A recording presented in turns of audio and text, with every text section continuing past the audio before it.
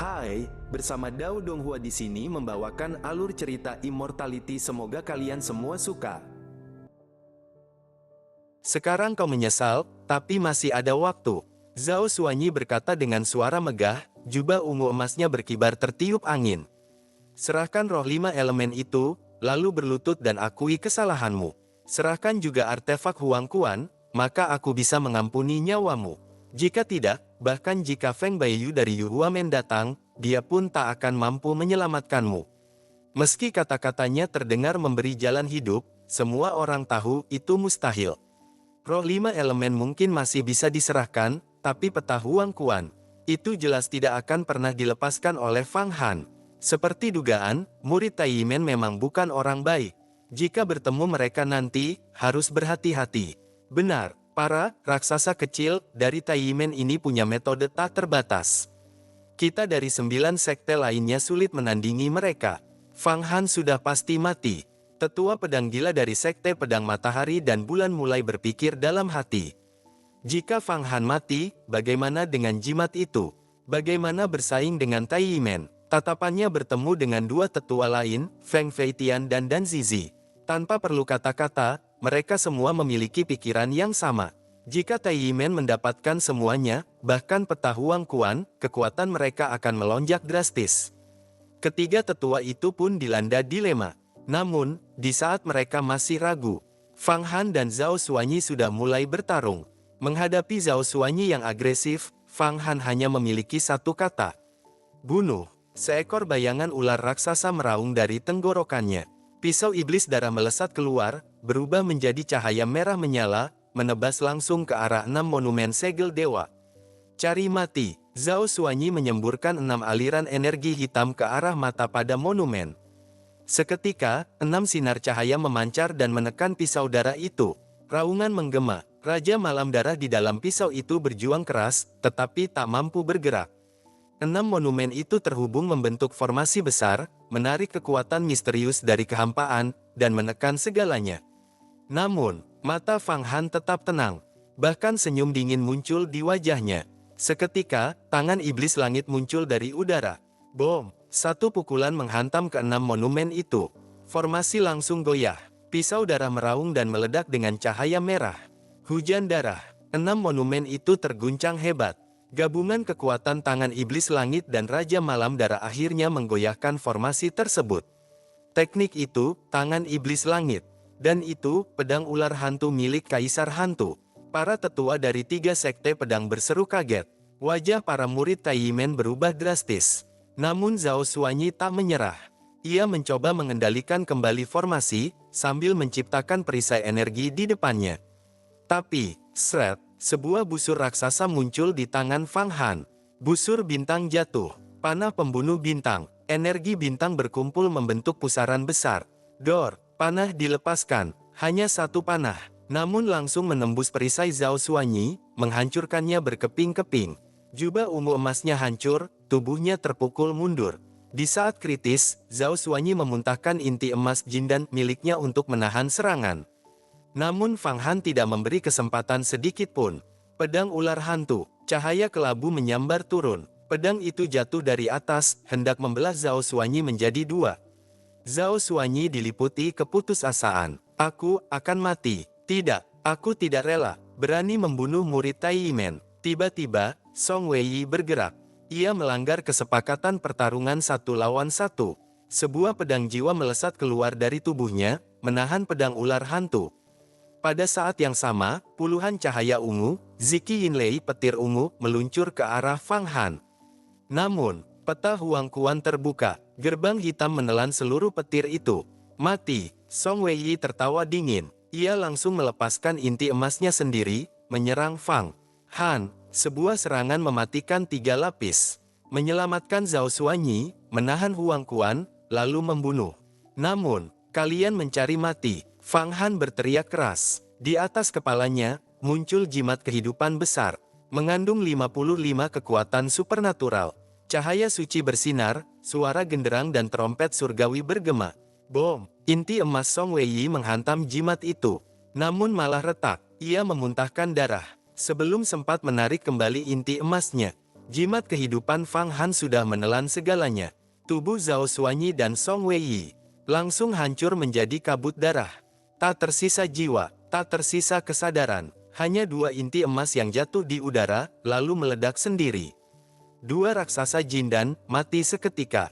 Semua orang terdiam, tak ada yang percaya. Dua ahli tingkat tinggi dibunuh dalam satu serangan. Fang Han melambaikan tangan. Dua inti emas langsung masuk ke dalam kantongnya. Melanggar janji di depan banyak orang. Aku membunuh mereka, ini sepenuhnya wajar. Jika Yu Huamen mengusirku karena ini, maka Feng Baiyu tak akan pernah bisa mengangkat kepala lagi. Seluruh tempat menjadi sunyi. Hanya suara napas berat yang terdengar. Fang Han, kau membunuh murid Jindan kami. Wang Tianyi melangkah maju, aura membunuhnya meledak. Mulai saat ini, kau pasti mati. Tak ada siapapun di langit dan bumi yang bisa menyelamatkanmu. Fang Han tetap berdiri tenang. Ia menoleh ke arah para tetua tiga sekte pedang. Tadi sudah disepakati, hidup dan mati ditentukan dalam pertarungan. Tapi mereka menyerangku bersama-sama secara curang. Apakah ini masih bisa disebut jalan lurus? Ketiga tetua terdiam. Ini memang tak bisa dibenarkan. Akhirnya, tetua pedang gila melangkah maju. Cukup, masalah ini terlalu besar. Kalian dari Taiyimen yang melanggar aturan lebih dulu. Sekarang mereka mati, itu konsekuensinya. Jika kalian terus menyerang, itu hanya akan mempermalukan dunia kultivasi. Lebih baik mundur dan laporkan ke sekte kalian. Jangan membuat keadaan semakin tidak terkendali. Tetua pedang gila melangkah maju menghalangi jalan. Energi pedang bergetar di sekelilingnya, berubah menjadi butiran salju kristal dari Qi Gengjin yang berterbangan di langit indah, namun mematikan. Aura dingin menusuk tulang menyelimuti seluruh arena, perlahan meredakan amarah para murid Taiyimen. Dengan satu lambaian tangan, langit dipenuhi salju yang terbentuk dari energi pedang. Ini adalah teknik tertinggi sekte pedang matahari dan bulan. Dunia diselimuti salju. Setiap butir salju adalah pedang. Tak hanya itu, di dalam teknik tersebut tersembunyi mantra penenang yang meredam emosi. Ia sengaja melakukannya agar situasi tidak semakin kacau. Semua orang tahu, jika konflik hari ini berkembang menjadi perang besar antara jalur abadi, keseimbangan akan runtuh. Bahkan tiga sekte pedang besar pun bisa ikut hancur. Wang Tianyi, Zhu Yangyi, dan para murid Jindan lainnya akhirnya sedikit tenang. Namun, kemarahan mereka tidak hilang. Justru berubah menjadi kebencian yang lebih dalam. Mereka menatap Fang Han dengan dingin, mulai mempertimbangkan konsekuensi dari kejadian ini. Memang benar, secara logika, Taiyimen berada di pihak yang salah. Jika kabar ini tersebar, mereka akan menjadi bahan tertawaan dunia kultivasi. Bahkan 9 sekte besar jalur abadi pun akan mengejek mereka sebagai pihak yang tak bermoral, lebih buruk dari jalan iblis. Namun di sisi lain, kerugian mereka terlalu besar. Dua ahli Jindan mati begitu saja. Ini adalah penghinaan yang tak bisa ditoleransi. Swordmat, apakah kau benar-benar ingin menghalangi kami membalas dendam? Suara Wang Tianyi serak, penuh tekanan. Zhao Xuanyi dan Song Weiyi telah mati. Bahkan inti emas mereka dirampas. Ini belum pernah terjadi dalam sejarah sekte kami. Jika kau terus menghalangi, maka seluruh sekte pedang matahari dan bulan harus menanggung akibatnya. Apa, kau mengancamku? Mata tetua pedang gila langsung menyala marah. Dia memang terkenal berwatak keras, sesuai dengan julukannya. Selama ini ia sudah muak dengan sikap Taiyimen yang arogan. Mereka datang ke wilayah 5 elemen, namun memperlakukan sekte lain seperti alat. Sekarang, mereka bahkan berani meremehkan sekte pedang matahari dan bulan.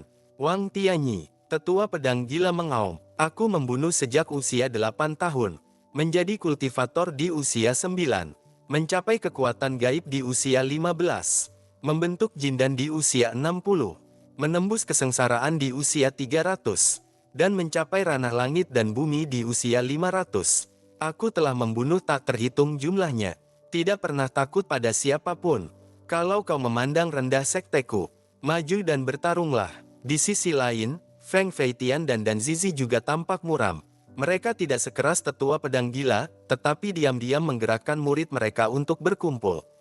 Jelas. 3 sekte pedang mulai bersatu. Jika Taiyimen bertindak gegabah, situasinya bisa berubah menjadi perang besar. Wang Tianyi akhirnya menahan emosinya. Baik, Ini adalah urusan antara kami dan Yu Huamen. Kalian tidak perlu ikut campur. Biarkan kami yang menyelesaikannya. Fang Han tiba-tiba tertawa keras. Wang Tianyi, kau pikir bisa mengancamku? Aku sudah mendapatkan jimat 5 elemen. Aku bisa pergi kapan saja. Tak satu pun dari kalian bisa menghentikanku. Kau bisa lari hari ini, tapi tidak selamanya. Wang Tianyi berkata dingin. Aku tidak akan lari. Tatapan Fang Han tajam. Sebaliknya, aku akan menyebarkan kejadian ini ke seluruh dunia kultivasi. Biarkan semua orang menilai, siapa yang benar, siapa yang salah. 3 tahun lagi ada pertemuan besar. Aku ingin semua orang mendengar kebenarannya. Tiba-tiba, Zhu Yangyi berbicara. Kau boleh pergi, tapi inti emas Zhao Xuanyi dan Song Weiyi harus kau tinggalkan. Begitu juga artefak mereka, 6 monumen segel dewa dan pedang jiwa. Itu milik Tai Yimen. Nada bicaranya tampak tenang, namun sebenarnya penuh tekanan. Fang Han menatapnya dalam-dalam. Zhu Yangyi tampak seperti sarjana elegan, memegang kipas bulu. Namun di balik itu, ia sangat licik dan berbahaya. Fang Han tertawa dingin, menyerahkan 2 inti emas. Mustahil, meskipun ia belum bisa menyerapnya sekarang, benda itu tetap sangat berharga. Bahkan bisa digunakan untuk meningkatkan kekuatan di masa depan, atau sebagai senjata tersembunyi. Bagaimana? Tidak mau menyerahkannya? Wajah Zhu Yangyi menjadi gelap. Jika kau menyerahkannya, masih ada ruang untuk negosiasi. Kami bisa menggunakan artefak abadi untuk membangkitkan mereka kembali. Dengan begitu, dosamu akan lebih ringan. Kata-kata itu terdengar masuk akal. Bahkan tetua pedang gila pun sempat terdiam. Namun Fang Han hanya tersenyum sinis. Dibangkitkan, benarkah? Suara dingin terdengar dari dalam benaknya. Itu mungkin, tapi hanya jika seseorang mencapai puncak rahasia keabadian, menggunakan artefak abadi, dan mengorbankan kesempatan untuk menjadi abadi selamanya. Tidak ada yang akan melakukan itu hanya demi 2 ahli jindan. Fang Han langsung memahami. Ia menatap Zhu Yangyi seperti melihat orang bodoh. Tai Yimen rela mengorbankan kesempatan menjadi abadi demi 2 jindan. Semua orang terkejut, bahkan tetua pedang gila pun terperangah. Fang Han melangkah maju, suaranya dingin dan tajam. Jika mereka bertarung jujur denganku, aku mungkin akan mengembalikan inti emas itu. Tapi mereka menyerangku secara curang, ingin membunuhku bersama-sama. Sekarang kalian meminta aku mengembalikannya. Ia tertawa dingin. Kalau aku yang mati, dan kalian mendapatkan peta Huang Quan, apakah kalian akan mengembalikannya ke Yu Huamen? Ucapan Fang Han itu sebenarnya merupakan sebuah sindiran tajam yang disampaikan melalui pikirannya. Orang bodoh sekalipun tahu, jika seseorang dari Tai membunuhnya, maka orang itu pasti akan merebut peta Huang Quan miliknya, dan mustahil akan mengembalikannya ke Sekte Yu Hua. Apa itu peta Huang Quan? Itu adalah harta agung dari jalan besar. Belum lagi kemampuannya membuka perbendaharaan Huang Quan yang legendaris, hanya kekuatan gerbang neraka di dalamnya saja sudah luar biasa. Bahkan setetes air sungai suci Huang Quan pun mampu membersihkan energi iblis dalam tubuh seseorang, memperkokoh jindan, dan meningkatkan peluang menembus kesengsaraan, dan masih banyak lagi manfaat lainnya. Harta sebesar itu, sekali didapat, siapa yang mau melepaskannya? Hanya orang gila atau orang tidak waras yang akan mengembalikannya. Zhu Yangyi awalnya ingin berkata, tentu saja kami dari Tai akan mengembalikannya ke Sekte Yu Hua. Namun ketika ia melihat tatapan aneh dari tetua pedang gila dan yang lainnya, ia sadar bahwa kata-kata itu terlalu munafik bahkan terdengar konyol. Akhirnya, ia hanya bisa menelan ucapannya kembali. Melihat hal itu, Fang Han tertawa keras. Sepertinya kalian dari Tai tidak mampu melakukannya, tapi malah menyuruh orang lain bersikap benar. Benar-benar tak tahu malu. Tapi tidak apa-apa, pasukan datang, kami hadapi, air datang, kami bendung. Meskipun aku, Fang Han, baru muncul di dunia ini, aku belum pernah mengalami kerugian. Ia melangkah maju, suaranya menggema. Cukup omong kosong, jika kalian punya nyali, maju 1 lawan 1. Bertarung sendirian. Kalau kalian mampu membunuhku, kalian bisa membalas dendam Zhao Xuanyi dan Song Weiyi, sekaligus mendapatkan kebebasan untuk keluar masuk tanah 5 elemen. Tapi jika kalian hanya berani berkelompok dan tak tahu malu, aku tidak akan melayani kalian, aku akan pergi sekarang juga. Mendengar kata-kata Fang Han, para murid yang hadir terdiam. Wang Tianyi dan Zhu yang saling berpandangan dengan wajah suram. Meskipun tingkat kultivasi mereka 2 tingkat lebih tinggi dari Fang Han, setelah menyaksikan metode yang ia gunakan, mereka sama sekali tidak yakin bisa menang. Jimat takdir di atas kepala Fang Han terlalu kuat, sudah mencapai tingkat luar biasa. Tanpa artefak tingkat tinggi, mustahil untuk menandinginya. Namun masalahnya, mereka tidak memilikinya. Meskipun Sekte Tai kuat dan merupakan pemimpin jalur abadi, tidak semua orang memiliki artefak Dao. Terlebih lagi, selain kekuatannya sendiri, Fang Han juga memiliki roh para dewa, Raja Malam Darah, serta harta agung peta Huang Quan. Untuk menekannya, kecuali para tetua yang telah mengasingkan diri selama ribuan tahun dan menembus rahasia keabadian turun tangan, mustahil. Namun, bagaimana mungkin para ahli seperti itu turun tangan hanya demi pertempuran seperti ini? Tetua pedang gila sempat ingin bergerak, tetapi ketika teringat bahwa Kaisar Hantu saja telah dibunuh oleh Fang Han, semangat bertarungnya langsung padam. Kaisar Hantu jauh lebih kuat darinya. Meski sebenarnya Fang Han menang karena perhitungan licik, dunia luar tidak mengetahui detail itu. Dan Fang Han sendiri, sama sekali tidak keberatan mengulang strategi liciknya. Bagaimana, kalian tidak ingin membalas dendam? Ejek Fang Han lagi. Kalau begitu, aku tidak akan menemani kalian. Kali ini, aku pasti menang.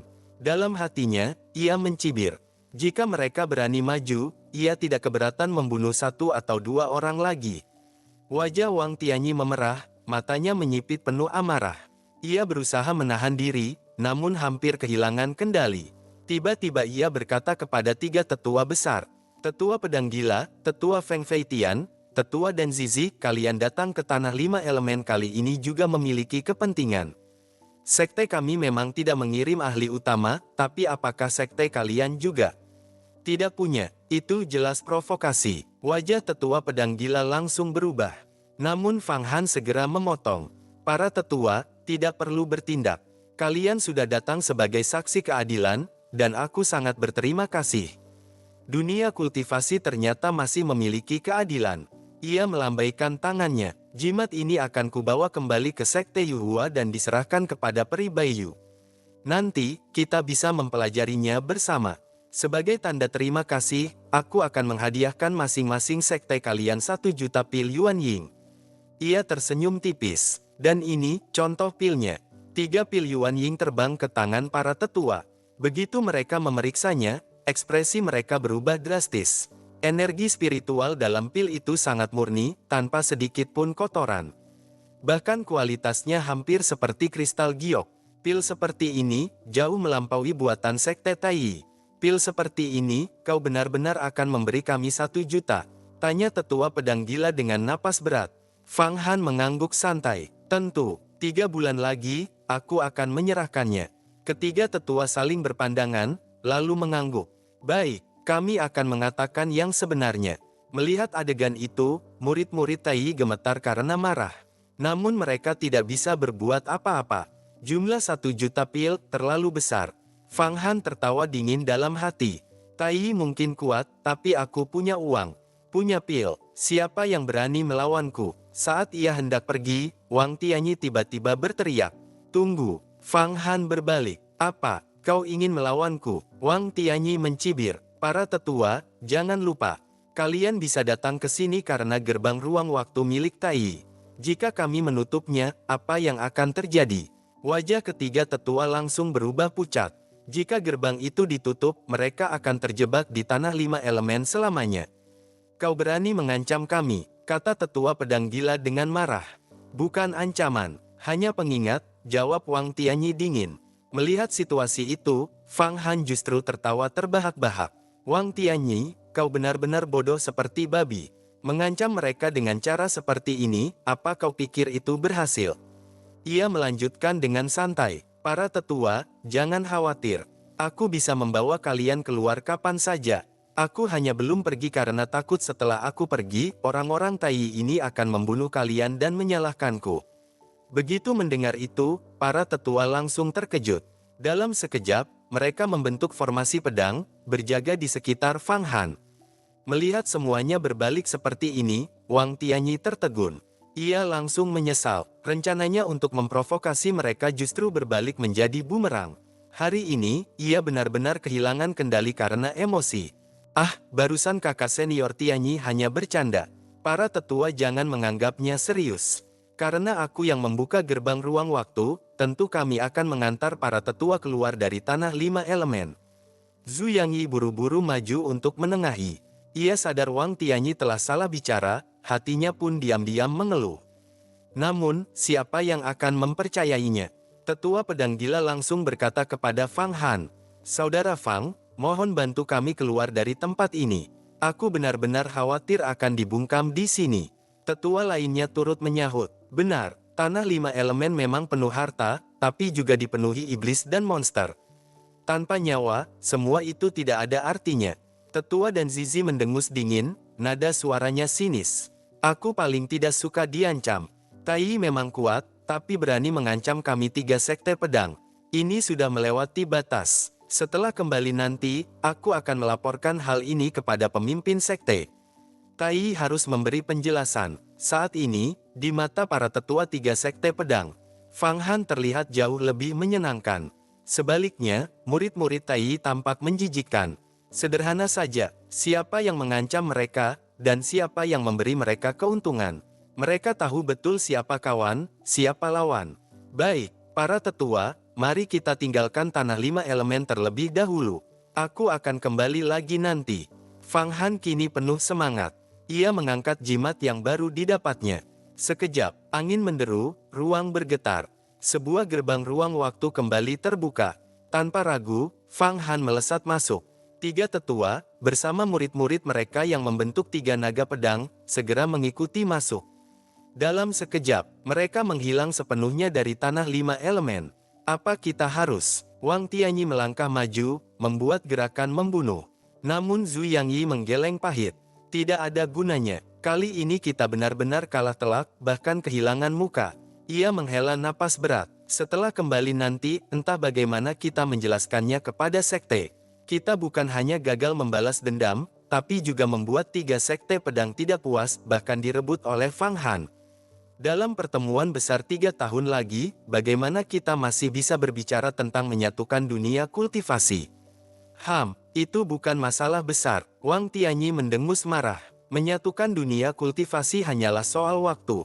Tapi aku baru saja mendengar kabar tentang dunia abadi. Diam! Zhu Yangyi dan Wang Tianyi serempak membentak. Semua murid Tai langsung terdiam. Para murid elit seperti Tuoba, Changchun, Kunyuan, Fusou, Luseng, dan 6 ahli lainnya kini diliputi kebingungan. Mereka datang untuk membalas dendam. Namun siapa sangka, kekuatan Fang Han sudah jauh melampaui mereka. 2 ahli jin dan bahkan dibunuhnya dalam sekejap, tanpa sisa. Bukan hanya itu, ia juga memiliki kekayaan luar biasa, mampu membalikkan situasi dalam sekejap, bahkan menarik 3 sekte pedang ke pihaknya. Dalam hal kekuatan, mereka jauh tertinggal. Dalam hal strategi, mereka bahkan tidak mampu mengejarnya. Orang ini terlalu menakutkan, gumam salah satu dari mereka dengan wajah pucat. Licik, cerdas, dan kejam. Jika kita terus berurusan dengannya, kita bisa mati tanpa sadar. Mereka merinding. Bahkan jika mereka mencoba menjebak Fang Han, besar kemungkinan justru mereka yang akan diperdaya. Apa yang perlu ditakuti? Wang Tianyi meraung. Memang dia licik, tapi di hadapan arus besar, dia tetap hanya sebutir debu. Aku akan melaporkan semua ini ke sekte. Untuk sekarang, kita harus berlatih dan memburu monster kuat di tanah 5 elemen. Kita harus memperkuat diri. Setelah berkata demikian, ia melambaikan tangan. Sosoknya melesat, menghilang ke dalam gerbang ruang waktu milik Tai. Sementara itu, jalur ruang waktu milik Fang Han telah menjauh dari tanah 5 elemen, melesat menuju kedalaman alam semesta. Di dalam lorong ruang waktu yang gelap, tubuh Fang Han terus terdistorsi oleh tekanan dimensi. Namun ia tetap tenang, bahkan hatinya dipenuhi kegembiraan. Panen kali ini benar-benar luar biasa. Ia tersenyum dalam hati. Kali ini, ia menguasai teknik besar 5 kaisar, membentuk jimat kehidupan yang kuat, membunuh Song Weiyi dan Zhao Xuanyi, menegakkan wibawanya, mendapatkan beberapa artefak kuat, serta 2 jindan yang luar biasa. Semua itu adalah keuntungan besar. Dalam 10 tahun, aku pasti bisa mengalahkan Hua Tiandu. Seluruh tubuhnya dipenuhi keyakinan. Selama aku mencapai tahap Jindan dan menyempurnakan 9 roh iblis. Untuk pertama kalinya, ia benar-benar yakin akan kemenangannya. Di tengah alam semesta yang luas, di antara bintang-bintang tak terhitung, sebuah garis hitam melintas cepat. Itulah jalur ruang waktu Fang Han, melintasi ratusan ribu bintang dalam sekejap, menuju dunia Xuan Huang yang agung. Namun tiba-tiba, dari kedalaman langit berbintang, muncul sebuah tangan raksasa yang mengerikan. Besarnya, bahkan mampu menggenggam sebuah bintang. Dengan satu gerakan, ia meraih jalur ruang waktu Fang Han. Kekuatan mengerikan itu mengguncang ruang. Beberapa bintang kecil langsung hancur akibat gelombang energinya. Ini bukan lagi kekuatan manusia biasa, bahkan bukan tingkat keabadian biasa. Ini adalah kekuatan makhluk puncak yang tak terbayangkan. Jika tangan itu berhasil, Fang Han dan semua orang di dalamnya akan musnah seketika. Bahkan Feng Baiyu pun mungkin tak mampu menyelamatkan mereka.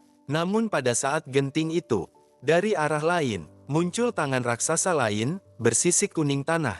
Tangan itu langsung menahan serangan pertama. Bom! Dua tangan raksasa bertabrakan di langit semesta. Gelombang kejutnya menghancurkan puluhan bintang menjadi debu. Tangan bersisik itu bergerak cepat. Dalam sekejap membentuk jutaan segel tangan, melantunkan mantra kuno. Duar! Kedua kekuatan itu saling menghancurkan. Lalu lenyap tanpa jejak. Langit kembali sunyi. Di pusat kuno tanah 5 elemen, seorang pendeta tua berdiri diam. Tubuhnya diselimuti cahaya 5 elemen yang misterius. Dialah iblis kuno yang sebelumnya membantu Fang Han. Titik catur yang kutanam, gumamnya perlahan, tidak bisa disentuh sembarangan. Siapapun yang ingin mengganggunya, harus membayar harga. Cahaya 5 elemen di kepalanya berdenyut pelan, seolah menjadi akar dari seluruh kekuatan di tanah 5 elemen. Adapun sosok yang mencoba membunuh Fang Han barusan, identitasnya masih menjadi misteri.